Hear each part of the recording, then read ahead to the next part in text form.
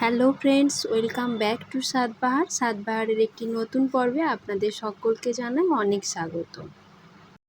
ইলিশ মাছ মানেই আমরা সাধারণত ইলিশ মাছের পাতুরি বা ইলিশ মাছ ভাপা বা সরষে ইলিশ এইগুলোই বানিয়ে থাকি। তবে ইলিশ মাছ আর বেগুন দিয়ে পাতলা ঝোল খেতে কিন্তু অপূর্ব লাগে। তো চলুন আজকের রেসিপিটা শুরু করা যাক। আমি রেসিপিটা বানানোর জন্য এখানে 2 পিস ইলিশ মাছ নিয়ে নিয়েছি। এবার ইলিশ মাছের সাথে নুন হলুদ ভালো করে মাখিয়ে নেব। এবার ইলিশ মাছটা 5-10 মিনিট রেখে দেব, যাতে নুন হলুদটা ভালোভাবে ইলিশ মাছের ভেতরে ঢোকে। এবারে আমি 2টো মাঝারি সাইজের বেগুন বড় বড় করে কেটে নিয়েছি। বেগুনগুলো আমি নুন হলুদ মাখিয়ে 5 মিনিটের জন্য রেখে দেব।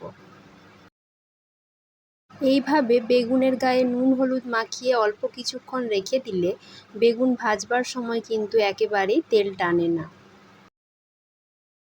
আমি বেগুনগুলি লাল লাল করে ভেজে কড়া থেকে তুলে নিচ্ছি।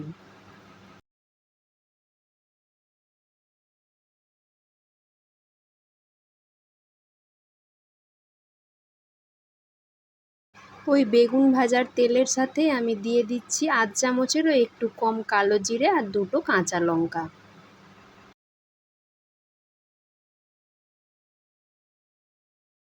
ফোড়নটা ভালোভাবে ভাজা হয়ে গেলে আমি তার সাথে দিয়ে দিচ্ছি আধ চামচ মতো হলুদের গুঁড়ো।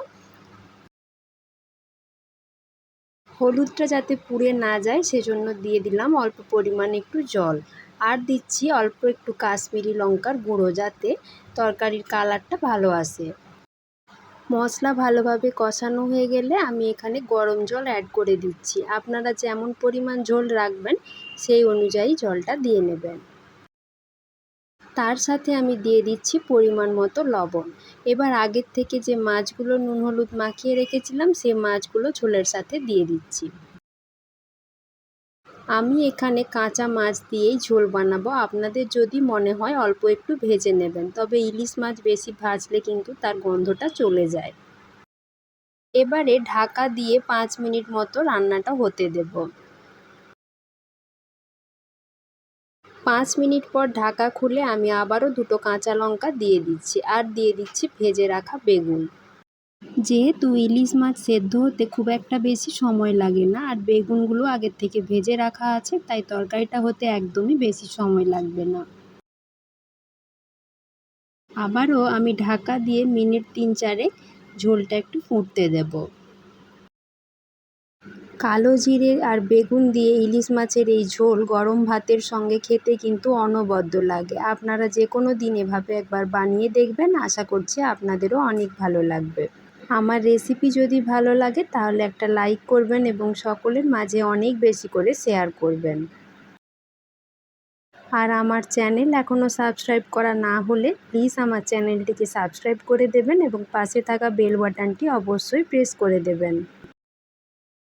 আর পাশে থাকা অল নোটিফিকেশন বেলটা অবশ্যই ক্লিক করে দেবেন, যাতে চ্যানেলের নতুন কোনো রেসিপি দিলেই তার নোটিফিকেশন সবার আগে আপনার কাছে পৌঁছে যায়।